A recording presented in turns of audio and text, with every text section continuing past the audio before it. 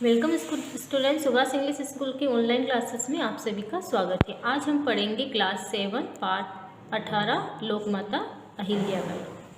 आइए सीखें। इसमें हम क्या क्या सीखेंगे। देश की महान नारियों का जीवन व्रत जानना, साहस, उदारता, परोपकार, दूरदर्शिता, बुद्धिमत्ता, शौर्य आदि गुणों के मूल्यों को ग्रहण करवाना, गद्यांशों का मुखर एवं मौन वाचन, शब्दों का शुद्ध उच्चारण करना, उपसर्ग मुहावरों का वाक्यों में प्रयोग, लिंग परिवर्तन, ये सारा हम इस लेसन में जानेंगे। भारत के उत्तर में केदारनाथ, बद्रीनाथ या गंगोत्री के मंदिर हो या दक्षिण में रामेश्वर, पूर्व में जगन्नाथपुरी हो, चाहे पश्चिम में द्वारका और सोमनाथ मंदिर, इन तीर्थ स्थानों में कुछ बातें समान रूप से देखने को मिलती हैं। वे हैं इंदौर की महारानी अहिल्याबाई यात्रियों द्वारा यात्रियों की सुविधा हेतु बनवाई गई धर्मशालाएं, मंदिरों पर स्थापित किए गए कलश, कुएं, बावड़ियाँ आदि। आपने इसमें नोटिस किया होगा जितने भी स्थान दे रखे हैं वो शंकर भगवान के स्थान ज़्यादा है, क्योंकि लोकमाता अहिल्याबाई को शिव भक्त माना जाता है। इन्होंने ये सारे जो मंदिर है इनमें जो टूट फूट हुई होगी वो सारा इन्होंने ठीक करवाया था और यात्रियों के लिए कुएं बनवाए, धर्मशाला बनवाई, बावड़ियाँ बनवाई और कलश स्थापित किए। मंदिर के ऊपर जो सबसे ऊपर जो कलश लगे हुए रहते हैं वो वाले कलश इन्होंने स्थापित करवाए थे। अपने धार्मिक कार्यों से सारे भारत में राष्ट्रीय एकता के सूत्र में बांधने वाली अहिल्याबाई होलकर का जन्म औरंगाबाद जिले के चौंदी गांव में हुआ था। इनका जन्म कहाँ हुआ था? औरंगाबाद जिले के चौंदी गांव में हुआ था। 29 वर्ष तक उन्होंने होलकर जैसे विशाल राज्य पर शासन किया। इन्होंने 29 वर्ष तक लगातार होलकर राज्य पर शासन किया था। उनके सामने बड़े बड़े दिग्गजों के छक्के छूट जाते थे। मतलब बड़े बड़े जो शासककार थे उनके जो छक्के छूट जाना मतलब भयभीत हो जाना, मतलब ये इनसे डरते थे।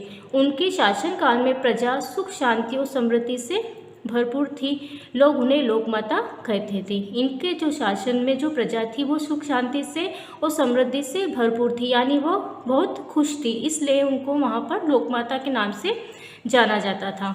उनका जीवन संघर्षों और विपत्तियों से भरा था। इनका छोटी कम आयु में ही इनका विवाह हो जाता है और तभी से इनका जीवन जो है संघर्षों से भरा हुआ था। महारानी अहिल्याबाई का विवाह मल्हारराव होलकर के पुत्र खांडेराव होलकर के साथ हुआ था। होलकर परिवार में इनका विवाह होता है।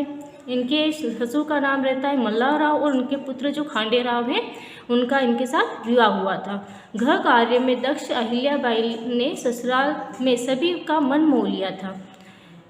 ये बहुत सभी कार्यों में निपुण थी और ये इनके अंदर वो दक्षता थी कि सबका मन मोह लेते थे। उनके पति खांडेराव बड़े ही जिद्दी और अखड़ स्वभाव के थे। इनके पति जो थे वो बहुत ही जिद्दी स्वभाव के थे, किंतु अहिल्याबाई ने अपने प्रेम व्यवहार से उनका स्वभाव परिवर्तित कर दिया था। परंतु इनका विवाह जब खांडेराव से हुआ तो उन्होंने उनका स्वभाव जो है वो परिवर्तित कर दिया था। अब वे राजकार्य में रुचि लेने लगे थे। मल्हारराव ने अपनी पुत्रवधू अहिल्याबाई की आंतरिक शक्ति और दक्षता को पहचान लिया था। मतलब मल्हारराव जो थे उनकी पुत्रवती अहिल्याबाई के अंदर जो शक्तियाँ थी उन्होंने उनको पहचान लिया था और उनका वो सहयोग करने लगे थे आगे बढ़ने में।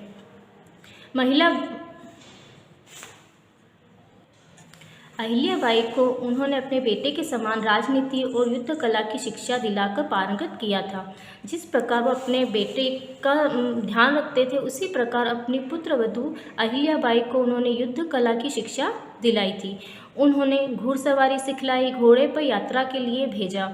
इससे उन्हें पूरे राज्य की जानकारी हो गई थी। घुड़सवारी करना भी इनको सिखाया गया था और यात्राओं के लिए जब भेजा जाता था तो घोड़े पर यात्रा के लिए इन्हें भेजा था, जिससे पूरे राज्य की इनको जानकारी हो गई थी, मतलब इनका राज्य कहाँ कहाँ फैला हुआ है। मल्हारराव सेना प्रमुख होने के नाते अधिकतर युद्ध क्षेत्र में ही रहते थे। मल्हारराव जो है वो प्रमुख सेनापति थे, जिसके कारण वो अधिकतर समय जो बिताते थे वो युद्ध क्षेत्र में बिताते थे। इसलिए उन्होंने राज्य के कार्यों का भार खांडेराव को सौंप दिया था और सारा राज्य का जो भार था वो किसको सौंप दिया था? अपने पुत्र खांडेराव को सौंप दिया था। खांडेराव वीर साहसी थे। वे अहिल्याबाई के साथ मिलकर सारा राजकाज संभालने लगे थे और दोनों पति पत्नी मिलकर सारा राज्य का जो काम रहता है वो संभालने लगे थे। अहिल्याबाई ने 2 संतानों को जन्म दिया। उनके पुत्र का नाम था मालेराव एवं पुत्री का नाम था मुक्ताबाई। उस समय उत्तर भारत के राजा मराठों को वार्षिक कर दिया करते। वार्षिक कर यानी साल भर का जो कर रहता था वो देते थे।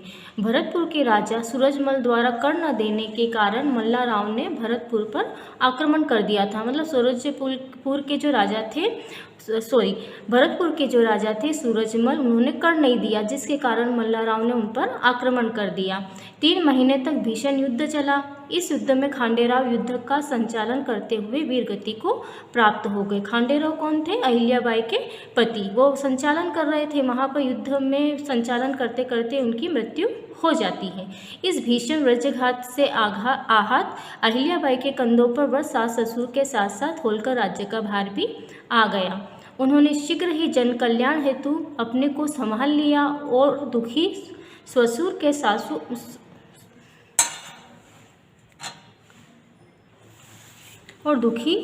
के आंसू पोंछते हुए होलकर राज्य की सेवा का व्रत ले लिया। मतलब उन्होंने होलकर राज्य भी संभाला और अपने सास ससुर की वो सेवा करने लगे। अहिल्याबाई ने अभी अपने को संभाला ही था कि उनके ससुर मल्लाराव का देहांत हो जाता है। मतलब उनकी भी मृत्यु हो जाती है। अहिल्याबाई जो है वो अकेले रह जाते हैं। मल्लाराव के पश्चात मालेराव का राजनीतिक तिलक किया गया। मालेराव जो उनके पुत्र थे। मालेराव भीषण काय थे, मतलब बहुत कमज़ोर थे। बुखार आने के कारण वह भी चल बसे। अब तो अहिल्याबाई पर दुखों का पहाड़ ही टूट पड़ा, किंतु प्रजा हित उनके सामने था। मतलब उनको प्रजा की ज़्यादा चिंता थी। अतः दृढ़तापूर्वक उन्होंने होलकर राज्य की बागडोर अपने हाथों में थाम ली। सारा राजकार्य का काम कौन संभालने लगा? अहिल्याबाई संभालने लगे। उनकी शासन व्यवस्था में प्रजा अपने को सुखी अनुभव करने लगी थी, किंतु नारी का शासन करना राघोबा को रास न आया। मतलब एक नारी जो शासन चला रही थी वो कुछ को पसंद नहीं आ रहा था। उसमें से एक थे राघोबा। एक दिन राघोबा विशाल सेना लेकर इंदौर आ पहुँचे। अचानक हुए इस आक्रमण से वीर अहिल्याबाई विचलित नहीं हुई। मतलब विचलित नहीं होना है तो वो डरी नहीं। सुयोग्य राजनीतिक के अहिल्याबाई ने तुकोजी को राघोबा से युद्ध करने के लिए भेजा और राघोबा का एक पत्र लिखा। उन्होंने एक उसको पत्र लिखा था जिसके माध्यम से सारी बात उन्होंने उसको समझाया था। आप मेरे पूर्वजों द्वारा अपने कठिन परिश्रम से स्थापित किए हुए होलकर राज्य को हड़प लेने का दिव्य स्वप्न मत देखिए। दिव्य स्वप्न यानी दिन में देखा गया स्वप्न। मैं अपनी नारी सेना के साथ आपसे युद्ध करूंगी। आप हारे तो आपको एक नारी द्वारा पराजित होने का अपयश मिलेगा, मतलब आपकी बदनामी होगी, और जीत गए तो एक पुत्र के वियोग में व्यथित विधवा के राज्य को अकारण हड़प लेने का कालिख आपके मुंह पर लग जाएगी। ये भी बदनामी का ही कारण होगा। इस बात पर विचार कर उत्तर दे। मैं अपनी नारी सेना के साथ आपसे युद्ध करने के लिए तैयार हूँ। मतलब पत्र में उन्होंने ऐसा लिखा था कि आप अगर जीतते हैं और हारते हैं तो दोनों ही स्थिति में आपकी क्या होगी? बदनामी होगी। राघोबा महारानी की इस बात से घबरा गए। उसने तुरंत पत्र लिखा, बहन, मैं तो आपके पुत्र की मृत्यु पर आपसे संवेदना व्यतीत करने आया हूँ। मतलब आपको दुख को बांटने आया हूँ, युद्ध करने नहीं। अहिल्याबाई ने प्रत्युत्तर में लिखा। प्रत्युत्तर यानी उत्तर देना। आप संवेदना प्रकट करने आए हैं तो सेना लेकर नहीं, पालकी में बैठकर आइए, मैं आपका स्वागत करूंगी। राघोबा स्वयं के बुने हुए जाल में खुद फंस जाते हैं। अहिल्याबाई की बुद्धिमत्ता और दूरदर्शिता से होलकर राज्य भय से मुक्त हुआ था। मतलब उनकी जो बुद्धि चातुर्य थी, उनका आगे सोचने का जो तरीका था, उससे होलकर राज्य जो है वो भय से मुक्त हो गया था। राघोबा का षड्यंत्र धरा का धरा रह गया। वह पालकी में बैठकर महारानी से मिलने पहुंचा। अहिल्याबाई ने उसका खूब आदर सत्कार किया। रानी की कूटनीति और बुद्धि चातुर्य तथा साहस को देखकर लोग दांतों तले उंगली दबाने लगे और उनकी भूरी भूरी प्रशंसा करने लगे। मतलब उनकी जो बुद्धि चातुर्य था उस पर वो आश्चर्यचकित होने लगे सारे लोग और उनकी खूब प्रशंसा करने लगे। महारानी अहिल्याबाई युद्ध के पक्ष में नहीं थी। उन्होंने अपने राज्य के विस्तार के लिए कभी युद्ध नहीं किया। महारानी अहिल्याबाई जो है वो कभी युद्ध नहीं चाहती थी और अपने राज्य को कभी बढ़ाना नहीं चाहती थी। पर जब किसी ने उनके राज्य पर आक्रमण किया तो उन्होंने प्रशिक्षित सुगठित सेना द्वारा अपने रणकौशल और बुद्धिमत्ता से उनका वीरतापूर्वक सामना किया और विजय प्राप्त की। परंतु कोई उनके ऊपर आक्रमण करता था तो उनकी प्रशिक्षित सेना मतलब लड़ने में कुशल सुगठित यानी सुगठित सेना जो थी वो उनका वीरतापूर्वक साहस से सामना करती थी और विजय प्राप्त करती थी। उन्होंने कभी किसी के सामने घुटने नहीं टेके, मतलब कभी किसी के सामने हार नहीं मानी। एक बार रामपुरा के सरदार सौभाग्य सिंह चंद्रावरा ने विद्रोह कर दिया। उदयपुर के राणा ने उसकी सहायतार्थ विशाल सेना भेजी। मंदसौर के मैदान में भीषण युद्ध हुआ। अहिल्याबाई ने 63 वर्ष की अवस्था में भी युद्ध का कुशलता से संचालन किया। सौभाग्य सिंह चंद्रावरा जो थे वो रामपुरा के सरदार थे। उन्होंने उदयपुर के राणा से मिलकर रानी अहिल्याबाई के साथ युद्ध किया था। ये युद्ध जो है अपने मंदसौर के मैदान में ही हुआ था और बहुत भीषण युद्ध हुआ था। अहिल्याबाई 63 वर्ष की अवस्था में बहुत कुशलता से युद्ध करती है, उन दोनों को हरा देती है। सौभाग्य सिंह पकड़ा गया। अहिल्याबाई के साहस को देखकर लोग दंग रह गए। अहिल्याबाई ने वीर यशवंतराव फणसे के साथ अपनी पुत्री का विवाह किया। उसने अपनी वीरता और शौर्य से होलकर राज्य को चोर डाकुओं से मुक्त किया था। लूटपाट की समस्या होलकर राज्य में रही थी। इस समस्या के निपटने के लिए अहिल्याबाई ने अपने विवेक शास्त्र द्वारा भीलों के सरदार को ही यात्रियों की सुरक्षा का दायित्व भार दे दिया और नियम बनाया कि इस इलाके के यात्रियों से लूटपाट होती है उसकी भरपाई वहाँ के लोग करेंगे। इस तरह इस समस्या से भी मुक्ति मिल गई और लूटपाट करने वाले सम्मानपूर्वक जीवन यापन करने लगे। यात्री निर्भय होकर राज्य में विचरण करने लगे। लूटपाट की समस्या जो है वो होलकर राज्य में बहुत रहती थी। अब इसको निपटवाने के लिए अहिल्याबाई ने क्या किया कि अपने विवेक शास्त्र का उपयोग किया। भीलों के सरदार को ही वहाँ के यात्रियों की सुरक्षा दे दी और ऐसा नियम बनाया गया कि जिस इलाके में यात्रियों से लूटपाट होती है वहाँ की भरपाई वहीं के लोग करेंगे। तो वहाँ के लोगों को ये स्वाभाविक ही पता चल गया था कि हम लूटपाट करके जो पैसा इकट्ठा करेंगे फिर हमको भरना पड़ेगा। तो ये सारी लूटपाट की समस्या है वो खत्म हो गई। उन्होंने लोगों को लूटना बंद कर दिया और यात्री निर्भर होकर राज्य में विचरण करने लगे। इस तरह जुझारू व्यक्तित्व की धनी रानी अहिल्याबाई ने अपने वाक्य चातुर बोलने की जो चतुरता रहती है, बुद्धि कौशल से सत्ता का कुशलतापूर्वक संचालन कर जनता को सुखी किया था। वह रोज दरबार लगाती थी एवं प्रजा की समस्याओं का समाधान करती थी। वो रोज दरबार लगाती थी और राजा की तरह समस्याओं का समाधान वो वहाँ पर किया करती थी। वीर गति पाने वाले सैनिक एवं युद्ध में जाने वाले सैनिक परिवारों की सारी व्यवस्था स्वयं करती थी। अगर कोई सैनिक वीर गति को प्राप्त हो जाता है, जो सैनिक युद्ध के लिए जा रहा है, उसके परिवार की सारी देखरेख अहिल्याबाई किया करती थी। वे कृषकों की सुविधाएं देती थी। लगान के रूप में कृषि कर लिया जाता था जो बहुत कम होता था, उसे भी वे अपने जनहित के कार्यों में खर्च कर देती थी। अन्य उद्योग धंधों को भी उन्होंने बढ़ावा दिया था। मतलब लगान तो वो लेती थी पर बहुत कम लेती थी और उसका उपयोग भी जनहित के कार्यों में कर दिया करती थी।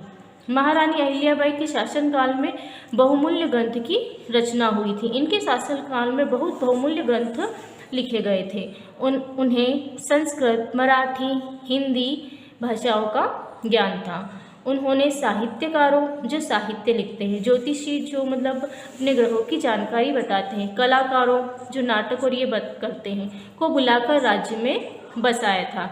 विद्वानों को वह समय समय पर पुरस्कार भी करती थी। मतलब इनके द्वारा कार्यक्रम भी आयोजित किया जाता था, उनको पुरस्कार भी किया जाता था। महारानी अहिल्याबाई का जीवन जनहित की मिसाल बन गया था। उन्होंने पूरे भारतवर्ष में प्रमुख मंदिरों का पुनर्निर्माण कराया। मतलब जो मंदिर खंडित हो गए थे उन्होंने उनको पुनः बनाया और पुनः जो गांव खंडित हो गए तो उनको पुनः उन्होंने बसाया था, जो वास्तुकला के अनुपम उदाहरण है। कोई भी जरूरतमंद व्यक्ति उनके दरबार से निराश नहीं लौटता था। ऐसी साहसी प्रतिभा संपन्न महान नारी भारत के गौरव की प्रतीक है। इनको हम सादर सादर नमन करते हैं। अब जिनके जो कठिन शब्द हैं उनके हम अर्थ जानेंगे, जिन्हें हम शब्दार्थ कहते हैं। निम्नलिखित शब्दों के अर्थ शब्दकोश से शब्दकोश से खोजकर लिखिए। विद्रोह, विद्रोह यानी होता है विरोध करना। जनहित यानी जनता का हित। पारंगत यानी निपुण। विचलित यानी अस्थिर। प्रत्युत्तर यानी उत्तर का उत्तर। कूटनीति यानी छल कपट की नीति। दायित्व, जिम्मेदारी। दिग्गज यानी महान। वज्रघात यानी बहुत बड़ी चोट। दिव्य स्वप्न यानी दिन में सपना देखना। संवेदना यानी समान दुख। दांतों तले उंगली दबाना यानी अचंभा करना। विचरण, घूमना। छक्के छूटना यानी भयभीत हो जाना। शीर्णकाय यानी कमजोर शरीर। अपयश यानी बदनामी। दूरदर्शिता यानी होता है आगे की सोचना। इस लेसन की वर्कशीट हम अगले वीडियो में देखेंगे।